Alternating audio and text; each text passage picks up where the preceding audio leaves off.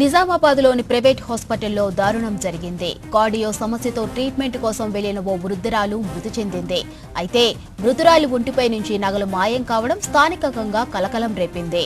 వృద్ధురాలి మెడలో నుంచి 18 గ్రాముల గోల్డ్ చైన్ చోరీ అయినట్లు కుటుంబ సభ్యులు తెలిపారు. హాస్పిటల్ సిబ్బందిపై అనుమానం వ్యక్తం చేసిన కుటుంబ సభ్యులు పోలీసులకు కంప్లైంట్ చేశారు. నిత్యం వందలాది మంది వచ్చే హాస్పిటల్ లోపల సీసీ కెమెరాలు పనిచేయటం లేదని సిబ్బంది చెప్పడం స్థానికులకు ఆశ్చర్యపరిచింది.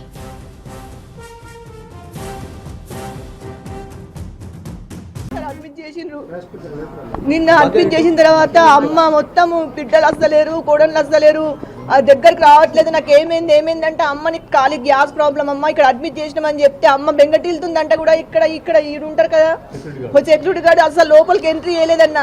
అమ్మ ప్రాణం పోతుంది, పొద్దున ఒక్కసారి యూజ్ చేద్దామంటే కూడా పంపించలేదన్న. పొద్దున అమ్మ ప్రాణం పోయింది అని 8 గంటలకు చెప్తే పోయి చూస్తే అప్పుడు మెడలో చైన్ ఉంది సార్. ఎందుకంటే అమ్మకు హార్ట్ వచ్చి చనిపోయింది కదా, అమ్మని గుండె కొట్టుకుంటలేదా అని ఇట్లా చేతి పెట్టి వద్దు చూసినప్పుడు అమ్మ మెడలో చైన్ ఉండే సార్. తర్వాత ఇక్కడ ఆ అమ్మ డ్రెస్సింగ్ చేద్దాం రా అన్నప్పుడు పోయి చూస్తే కమ్మలు తీసేయంటే కమ్మలు తీస్తుంటే మెడలో చైన్ లేదు సార్. సార్ అమ్మ కోసం ఏడమంటారా, ఈ చైన్ కోసం ఏడమంటారా? 18 గ్రాములు అసలు వాళ్ళు 10 నిమిషాలు అని సార్. ఇప్పుడు పొద్దున 8 గంటలకు చెప్తుండే, అయితే ఇప్పుడు 5 గంటలు అవుతుంది సార్. 10 నిమిషాలే అంటుండ్రు సార్. సాల్వ్ చేస్తాం ప్రాబ్లం, సాల్వ్ చేస్తాం అని చెప్తుండ్రు సార్. ఆ సీసీ ఫోటోస్ కూడా ఓపెన్ అయితే లేదు. పోలీస్ కంప్లైంట్ ఇస్తా అంటే వద్దు అని ఆపుతున్నారు సార్. ఇంకెంతసేపు ఆగలేదు సార్? అమ్మ దగ్గరకు పోవాలా, అమ్మ పైన పోయి ఏడవాలని మాకు ఉన్నదా సార్? నిన్న సాయంత్రం గంగూబాయ్ అనే పేషెంట్ హార్ట్ స్ట్రోక్తో అడ్మిషన్ అయింది. ఈరోజు మార్నింగ్ డెత్ అయింది.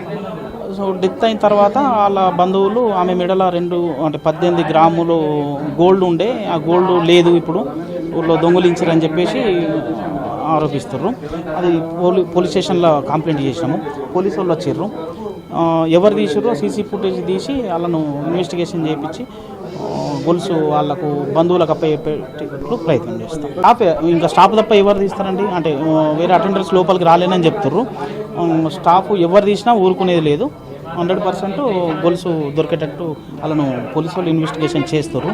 అది చూసి వాళ్ళ గొలుసు వాళ్ళకు బంధువులకు అప్పయ్యే ప్రయత్నం చేస్తాం. ఇప్పుడు బంధువులకే ఇంపార్టెంట్ కాదు, గొలుసు ఎట్లా పోయింది అనేది మాకు కూడా ఇంపార్టెంటే కదా.